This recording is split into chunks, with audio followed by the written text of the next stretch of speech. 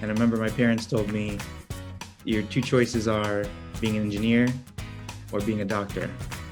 I worked for the UK government. That was my first job. I was selling engineering services to the big automotive. Yeah, I'm originally from Lebanon. And if you're not an engineer or a doctor, you're not really a success. So I'm Armenian, and my options Uh-huh. were one, dentist, or two, lawyer, and anything else is purgatory. You know what I call salespeople when it comes to enterprise sales? Expensive coordinators. That's basically all we're That's pretty doing. much not. So we use the time to really just build relationships and meet with people and hear them and listen to what they're going through. Nice. And my idea is, can you start a business with $10, have some revenue, maybe you can get it to $100 or $1,000, and then invest in your business. I wouldn't have been seeking like, what's the right way of doing things? Because there is no right way.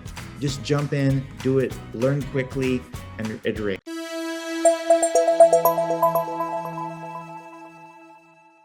All right, everyone, welcome back to SalesBiz. I appreciate you all taking the time. Before we kick it off, folks, you know the drill. Go ahead and subscribe to this channel if you're not already subscribed. Drop some comments down for us below and click the like button if you find value out of this specific episode. Today, my guest comes from a wide variety of startup, executive, and operating experience. He is currently the COO of the company FutureSolve.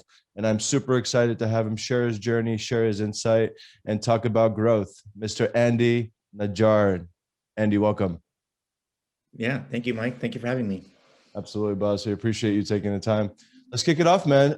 Before we dive into FutureSolve, before we dive in current state of affairs, let's talk a little bit about Andy, how it all started for him in the professional world. Yeah, absolutely. I mean, I was one of those young kids that are going into college, and I had to make a choice. What do I want to do in my life? And I remember my parents told me, your two choices are being an engineer or being a doctor. And engineer was my father's career, and doctor was my mom's a biology teacher, so she's all about science. So I was good at biology, but I didn't really see it as my career.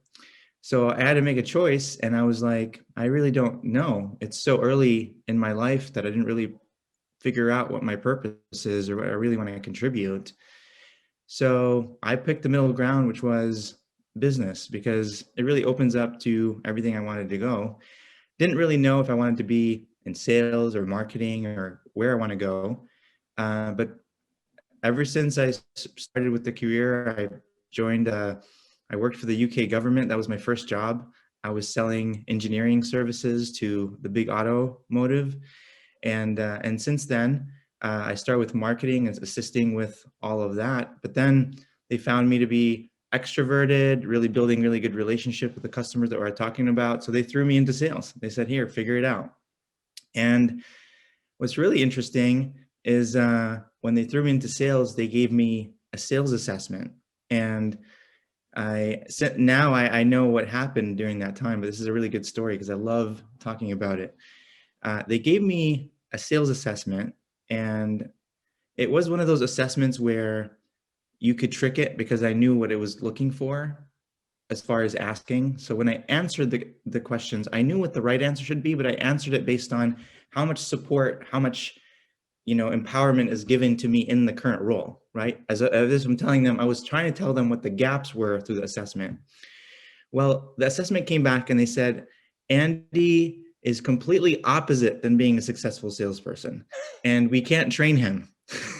I remember that. I was like, wow. I was really trying to tell you, like, I know what the right answers are, but I'm trying to tell you what is not working in the organization so I can fix it, because I was always a fixer.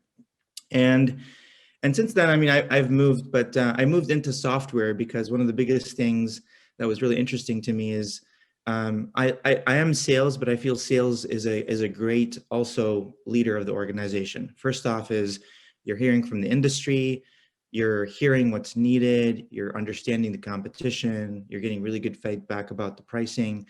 So if you have a really good sales team that influences the company becomes very innovative and agile because you're really the eyes and ears that is interacting with the market. So I moved into software because in automotive, I was young, I had a lot of ideas, I had thoughts about what's not working, but I got an insight that if you're young and you have ideas in automotive, if you don't have 20 years of experience, nobody want to listen to you. So I said, I want to go into software because the younger you are, the more ideas you have, the more they listen to you. And that was my jump. So I moved into a software company in Michigan, where I'm from. And since then, I've joined actually multiple corporations in Dallas. I joined a company called HR Smart, which I was one of their first sales reps. And we grew that business, eventually getting acquired. And then since then, I've joined another organization in Austin, and then now with FutureSolve. So I've done it quite a few times. I've joined organizations on that, you know, starting to grow all the way up to about being in that space, because you can make a lot of difference. You can really contribute. And since then, I've been really inspired and love being in sales, and I've always been a sales executive. So even, there's always different types of executives. There's executives that care about the numbers and accounting. There's executives that have a very strong sales background, and there's executives that bring maybe a product background. I bring the sales background, and that makes me drive faster. I'm really aggressive. I want to go after it. And I love that I have that background, and it helps me every day. Absolutely, man. Yeah. So going all the way back, you mentioned that your parents basically gave you two options. I'm guessing you're first generation like me. Yes, I am. Yeah, I'm originally from Lebanon, and if you're not an engineer or a doctor, you're not really a success. And that was the mindset, Yep. So I'm Armenian, and my options Uh-huh. were one, dentist, or two, lawyer, and anything else is purgatory, basically. Exactly. So Yep. my first biology class, it was deer in the headlights. Who cares? Mm-hmm. Mm-hmm. And I actually enjoyed legal. I actually took it seriously, but until I saw that legal bill for law Mm-hmm. school, I said either I spend 200 or I make 200 working in Correct. sales, and I chose the latter. No, I Yeah. totally hear you, man. I'd like to hear a little bit more about this assessment, though. Is this Yeah. Myers-Briggs predictive index? Like, what? Who told you that you are a terrible salesman? Uh, I can't remember what the company was. It was one of those sales training companies. Let me try to remember what it was. Yeah, because I've taken those tests before. No, this is an Myers-Briggs, assessment and a training program. So they basically evaluate you, and then they want to train you based on that. But Sandler, really good assessment. Huh? Sandler. Sandler. Yes, that was it. Sandler training. Yes. So Sandler's like So been around for ages. They're pretty old school, but a lot of that yes. is kind of applied to enterprise sales these days as Yeah, well. if they really set the stage as an assessment saying, answer it what you think should be right, because they're evaluating you on your personality and what you think are right, that's different. They gave me the assessment and says, hey, we want to train you on the areas that you're weak in. So I really highlighted all the things I need help with on purpose. And that basically gave them the ability to say, oh, you're not going to be a good salesperson, which was really funny because in my entire career, I've always been number one salesperson. I've managed like 80% of a pipeline for startups all by myself. And now it shows that no, it wasn't the assessment telling me that my personality is not a good salesperson. It's just the way I answered it, and I was able to rig it. Now, today at FutureSolve, I work with a lot of assessments, and there are ones that you can't rig. So when I've taken all of those, and every time they'll say, you're the perfect person to be a salesperson. Like that's the perfect personality fit. So I know that I just didn't answer it correctly, but what's really funny is when I got that response, I remember saying to myself, I'm going to prove them wrong. Like that was maybe the driver for me that said, you know what, if they think I'm not going to be a salesperson because of how I answered that assessment based on my weaknesses that I need help with, I'm going to take that and step it up all the way to the new level. Yeah, Right. And that was really the moment that I said, you know what, I'm just going to make sales my career, and I'm going to do it the best I can. absolutely.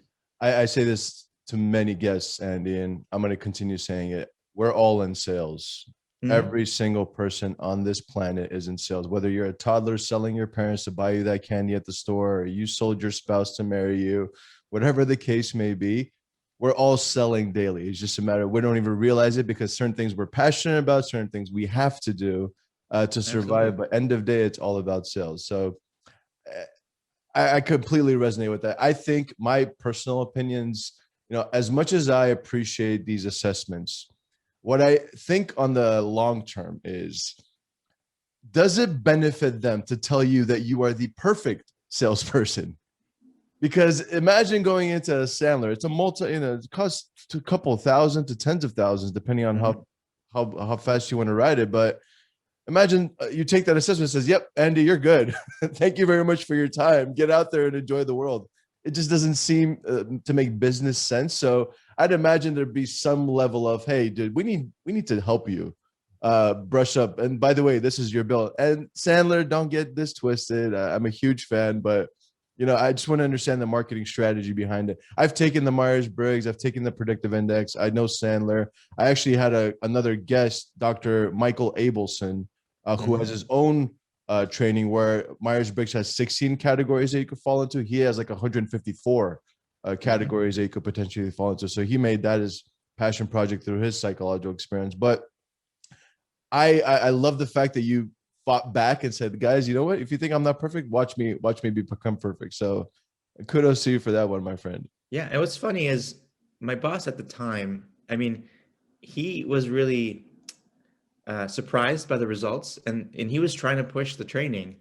Many years later, my boss comes to me for training and coaching, and that was like the ultimate win is like, if I can contribute value to the people that I used to work for, then I've really grown in that regard, right? So that was interesting, but that was just a really funny story because I didn't know what assessments were, and for some reason my mind was like, oh, I could totally rig this because I need to tell them all the things that are not working today. And I was in a company that really didn't support sales. I was the only salesperson. I was out of college. They didn't have a sales process. It always happened normally. I mean, it was a government, right? It's like, oh, we just landed this contract. We don't know how. They just called us, right? So I was trying to create a process, and I was like, no, we don't have a brand. No, we don't have sales material. No, like that's how my answers were, because I knew that those are the things we need. And instead they said, oh, this person's not willing to build some of those or have them in place. And I was like, that's completely different. Yeah, no question. So sales wise, outside of Sandler, what I've noticed is the best way to go about it is just learning from people that have done a great job. Did you have specific mentors that really pointed you into that direction, or did Sandler and those books just really help you take off? No, I actually learned the most out of mentors. I always say with individuals, it's really important to build a very strong board. Like a company, when you start a company, you build a really strong board, because when you have questions or you have things that are not working, you go to the board members and they tell you what to do. But I wish every individual built a board. This board should be mentors that really drive you forward, maybe people that could push through and tell you, hey, suck it up, you can make this happen.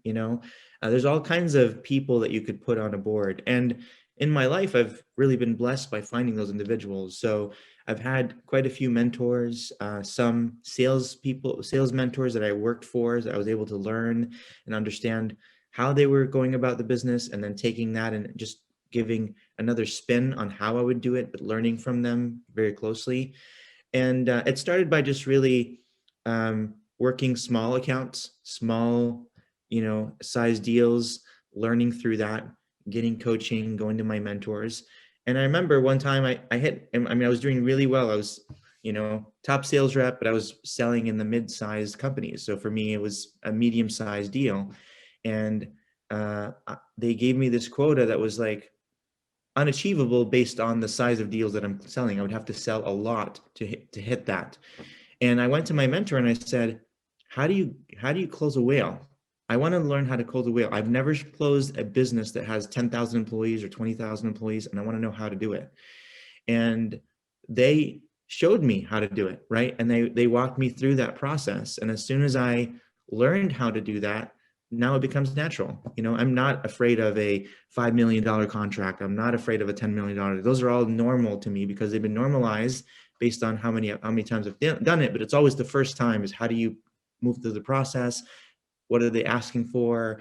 How do you prepare that? How do you, tell them that you're a really good business and you bring value? I mean, all of those things you have to get trained on. But once you do it enough, then, you could take those skills and apply them anywhere. Enterprise sales is a different beast, man. Sometimes I wish I stayed at the SMB at mid-market. There's just a lot more transactional. When you start diving into those 12 to 18 month cycles full of legal, procurement, regulatory, meeting one department, meeting 12 departments, and trying to get everyone on the same page, it's insane. The sales percentage of enterprise sales is not as big. So you're probably selling the first couple of meetings, and the rest is you're a compliance person, you're a paper pusher, you're a legal guy. I mean, you're everything, right? You know what I call salespeople when it comes to enterprise sales? Expensive coordinators. That's basically all we're doing. It's trying to get everyone on the same page. Just have some sort of spreadsheet or some sort of repository to track everyone's progress and keep everyone accountable. That's pretty much it. Yeah, you got to sometimes pull multiple teams together, departments. You got to make things happen. So, but those are, whoever has the patience for that type of sales cycle is, in my opinion, the true salesperson, because sales is just, it's not checkers as much as people think it is. Sometimes it is, if you're selling something on the street and it's just quick and easy, or selling a meal, that's obviously more transactional. But when it comes to sales like that, it's a completely different ball game, and not everyone has the patience for it. So I'm glad not only were you passionate about learning about it, you actually stuck through it, which both things rarely happen. And sales has really been changing. I mean, before it was all like, if you're really aggressive, or if you want to push for a deal, it's the way to do it. But it's proven day in and day out. It's more of, are you a true consultant to understand what a customer wants? Can you align everything to they really want? Can you gain trust? And can you really bring value? And if you're pushing that, you can sell anything, right? If you're just tied to a number and you want to, seal the deal and move on, even the clients now will sense that. So to level up skill set is a very important one, is how do you be a consultative salesperson? Because that's really the future of how sales is going to be moving through. Absolutely. One thing I tell all the younger reps that I'm always involved with, they say, what advice do you have, et cetera. My first thing I say is just take initiative. Don't tell someone what we can do. Just show them. If your product is truly that amazing, where it solves their pain point they're talking about right now, figure out a way to just show them in their specific world. Use their, their processes, their experience, etc. What is your secret sauce, Andy? Like, that's my thing. Like, if someone calls me and says, "Hey, Mike, this is the problem I have. I need to fix." Okay, this is what this is what our product can do to help solve that for you. Check it out. Is this something? Yep, that's it. There we go. Okay, let's get this done. Who do I talk to? What's Andy's secret sauce to get the deals across the finish line? I've always been a creative thinker. So I've actually had deals where, we implement the software in a certain way, right? But if you think about it and how their process is, you may actually creatively be able to achieve the same thing just by switching a few things or using certain areas of the product for those processes. And I've always been a creative thinker. So every single enterprise level deal was never a cookie cutter. It was never like perfect for our software. It never is. But if you're a creative thinker and you can think out of the box and think, can I achieve at least 90 to 95% of what they're looking for with what we have? And then talk to the product team if they want to add a few functionality or some enhancements, then that's a win. So for me, I've always really focused on, how do we be creative? How do I think on the fly? How do I come back to people and say, hey, I really thought about this. I put a few minds together and here's how we can make this happen. People really acknowledge and respect that, because they feel like you're going to battle for them and you're trying to make this thing work, versus saying, I don't know, or maybe not, or yes or no, or say about it, let me come back with a result. And if you do, then they respect you for that. And that's always my strength is how do we make this thing really fit what the client needs. Yeah, absolutely. One thing I've learned also in sales is good to try, but it's also good to walk away sometimes. And those are some of my actually best deals, when the ones I've originally walked away from to save everyone the time and the trouble. Not everyone has that. Not, I wouldn't call it patience. I wouldn't even call it a skill set. More of just an ask that's outside of the ordinary. People think that's crazy, right? Why are you walking away from a deal? What people forget to realize is that this may cost us more money by managing this potential customer as opposed to making Correct. money on it. So people just You, don't really think of you that need to be forward able thinking. to also acknowledge hard to work with clients or maybe clients that don't fit your business model. Absolutely. I always say sales is also getting a no as quick as possible if it is a no.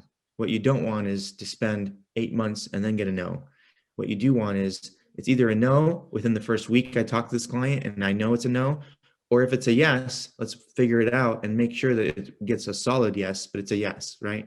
Um, so those are the things that you have to qualify quickly. You have to understand if it's a really viable deal, if there's something there, if it aligns with the business model, and if there's a budget. I mean, if they can't really even put anything together, then why spend your time, right? So you have to be very smart on how you spend your time, because even your close rate goes up, and that's how I was able to increase my close rate. If I am not spending all this time on deals that I know they'll never come through, and focus on the ones that will, that's how you could bring them in.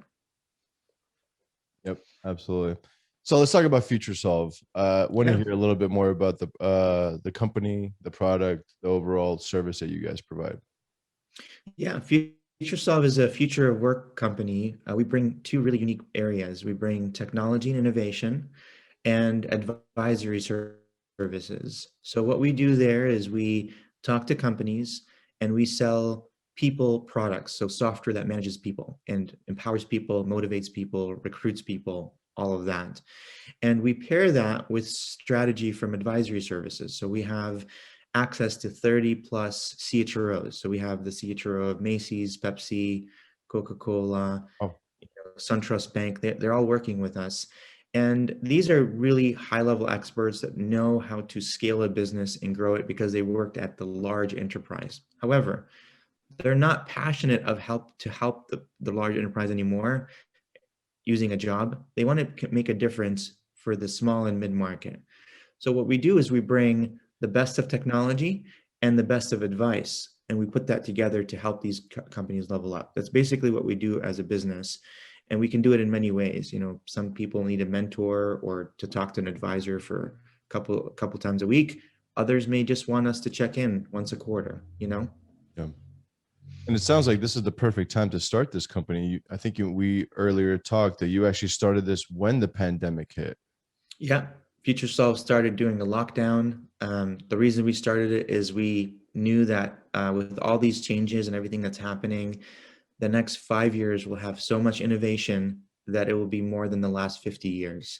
So we are on the forefront of this. We're always watching for what type of innovation is happening. We're learning very quickly. We're being agile, and we're delivering some of the best ideas and products to companies to really make them succeed through all of this. Certain things like, a big thing is diversity and inclusion. How do companies become diverse and, or address that? Are there processes they can put in place? Can they take it seriously? Uh, Another one that's really big is, now we're starting in the opening up after the pandemic. So a lot of demand is on people that were laid off, but now they want to bring all those people back. However, because we're working from home, the playing field has been leveled. So if you're a sales rep and you're getting an offer from a San Francisco company and you're working from home, you're going to ask for that same salary whether you're working in Kentucky or not. You know what I mean? So now companies have to figure out, how do I afford some of these talent? How do I be attractive to them? Do they care about salary? Do they care about benefits? What type of benefits? So we are always discussing those things with the companies and making sure that we can align with them. Yeah. Yeah. I mean, that sounds like the exact type of company you would want to start in this pandemic. I say go into technology at this point. I couldn't stress enough, Andy. You know, it's someone that's grown up in San Francisco, that's grown up in the SaaS world. I couldn't stress enough to let people in my life know that if you're not going to go into technology, at least be cognizant of it and learn the trade. Learn about the Zoom meetings, learn about the WebExes, learn about the Calendlys of the world and whatnot, because it will become a must-have eventually, and not a Mhm. nice to have. And it's unfortunate that a pandemic had to prove that, because I Mhm. actually didn't foresee that coming. If anything, I saw more of uh, real estate's getting more expensive. Offices can't afford stuff anymore. Maybe close out. I thought it was going to be a real estate bust. The whole medical scene really caught me off guard, but it proved my point that you need the Peloton as opposed to a gym membership. You need to have a webcam as opposed to doing more in-person meetings or having a car to get you there. So I'm glad you put it. But did the pandemic hurt your business in a way also? Because I know those budgets are getting thinner. We're pumping trillions of dollars into the market, but what does that mean for enterprise companies? So how has that impacted you folks specifically? Yeah, so the first year, or basically 8 months that we started, I mean, we were really building. So we were listening a lot to clients, we were talking to them, but we were not in a phase of selling yet because we were really building the product, which was really a strategic move, because every company has to figure it out first, really align with the market needs, and then go after the sales. So for us, you're right. Like in the beginning, people didn't have budget, or there was still a lot of uncertainty. Even if they did have budget, they didn't know if they were able to spend or not. So we used the time to really just build relationships and meet with people and hear them and listen to what they're going through. And that proved to be really successful, because this year, all of the people we talked to and listened to came back and said, I now have budget, let's do this, right? And that's a really good strategy. If you think about, a lot of businesses, like Airbnb was started during the pandemic. I mean, not the pandemic, but doing an economy bust. All kinds of businesses that are super successful were doing that because they took that time to really build. And then by the time they launched and got ready, the market was just getting warm. So now they're ready to just hit it hard. Versus companies that may have started the future of work this year, next year. I mean, they might be a little too late, because in that time we've already dictate what the future of work looks like. So we decided, why don't we just really take a risk and learn about this during the time that we're doing it. Got it. And what's the overall vision for growth here? What's the ideal for you folks in the next 3 to 5 years? Yeah, I mean, FutureSolve has really been growing, but the idea is we really want to eventually be one of the top future of work companies in the world. We have the skill set, we have all the people that could make it there, and now it's just really getting the word out, working with clients, and making sure that they know we exist. So we started by really going after industries that were doing well even through a pandemic. The financial organizations, the healthcare, those are all ones that we were working with. We're closing deals with them.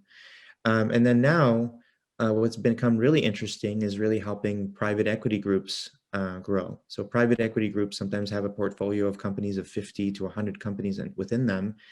So we're tailoring to them and saying, your main focus is always financial. So private equity buys companies, and they have to grow them for 6 years and then sell them off. And all they push is, numbers, numbers, numbers, numbers, but they never really give it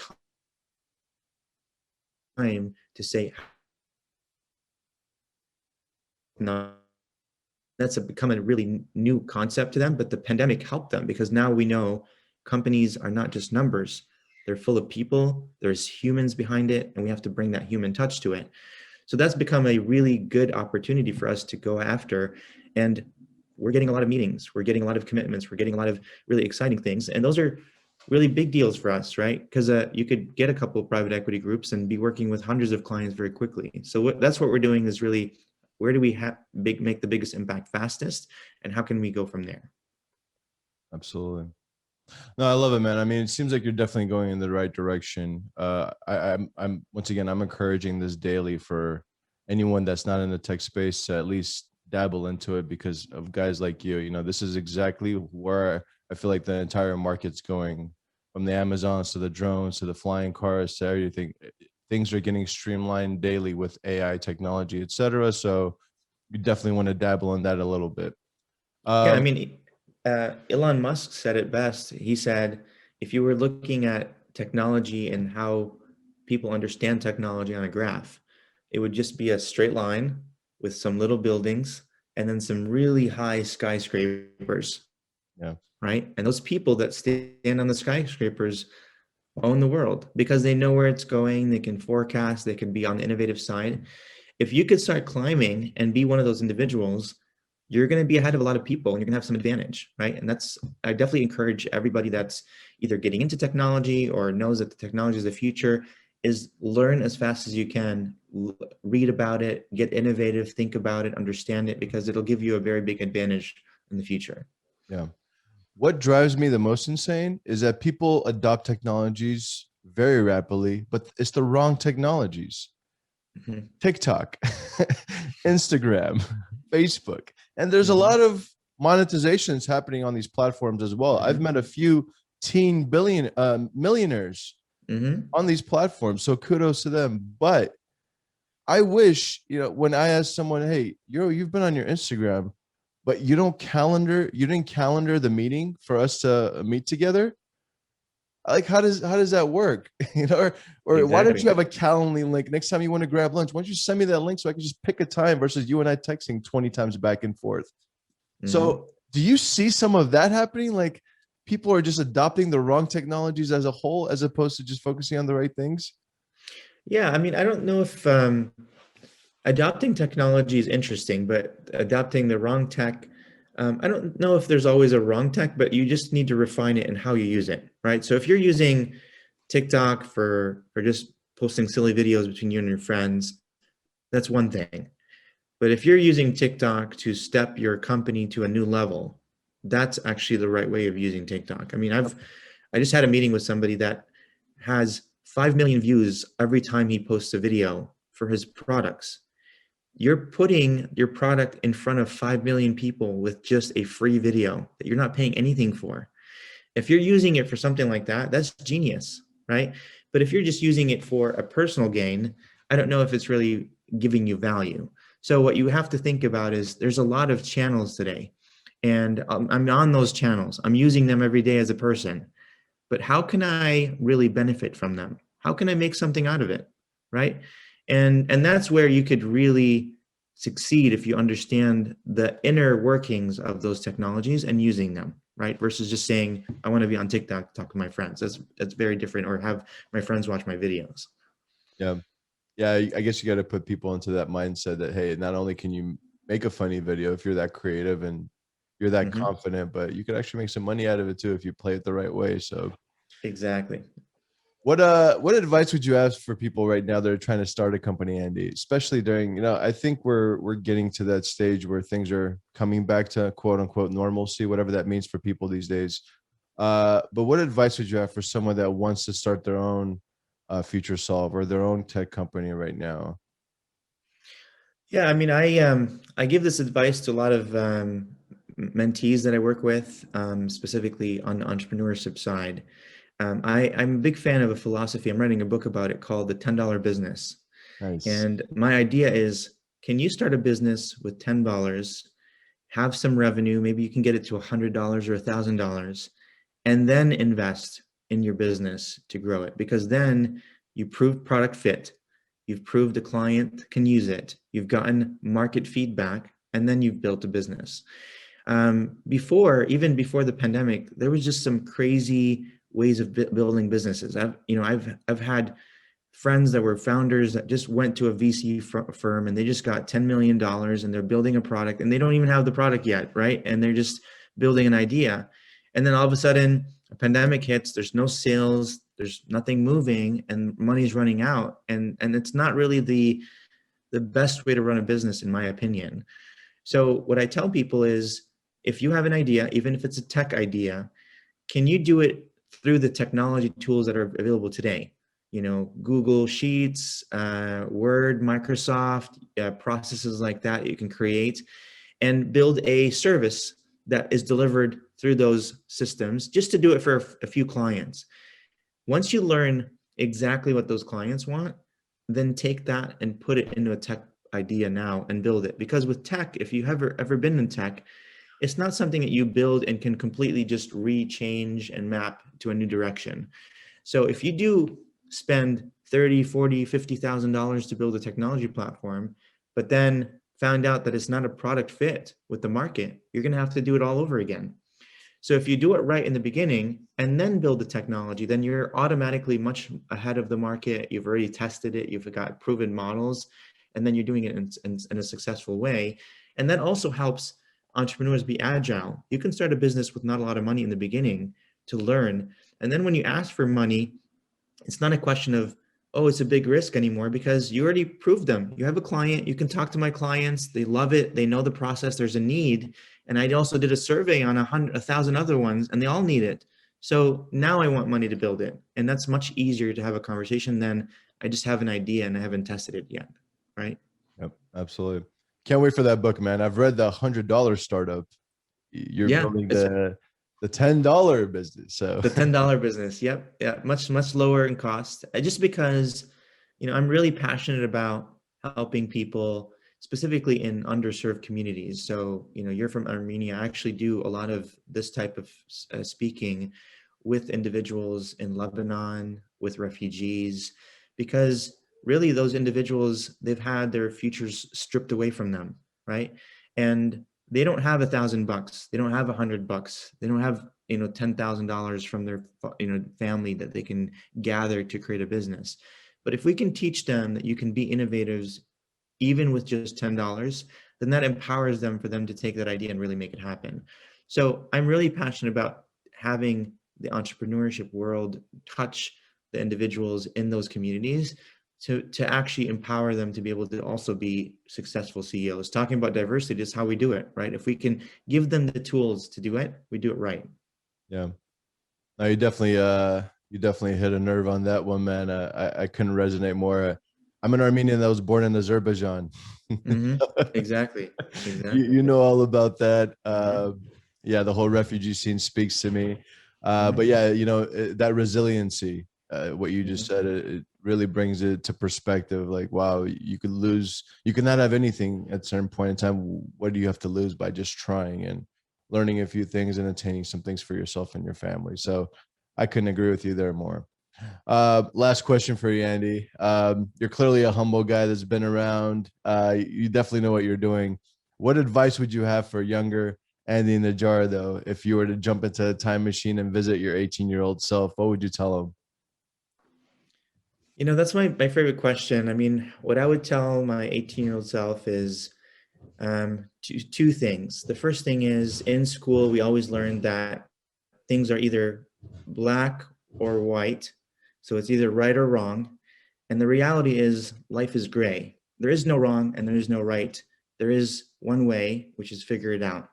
And if I known that, I wouldn't have been seeking like what's the right way of doing things, because there is no right way. Just jump in, do it, learn quickly, and iterate. That would have saved me a lot of headache. It really helped me from a mental perspective.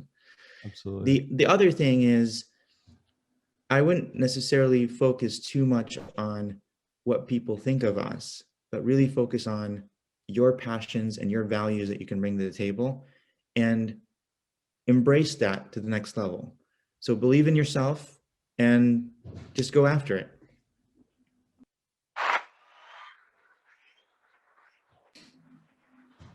I love that.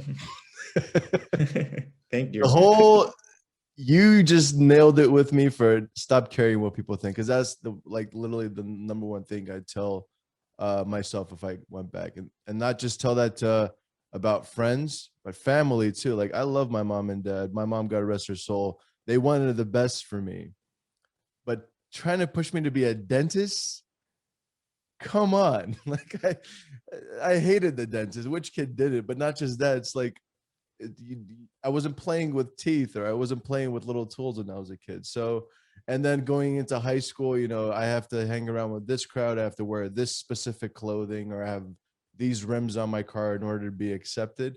That's where I would have said, dude, stop right there. If people care enough to know you, they'll get to know you for who you are. So I love that, man. I appreciate that. Andy, you've been a great guest, my friend. Thank you so much for joining. Continue crushing it out there. FutureSolve, I'm excited for the growth, and don't forget to stay in touch.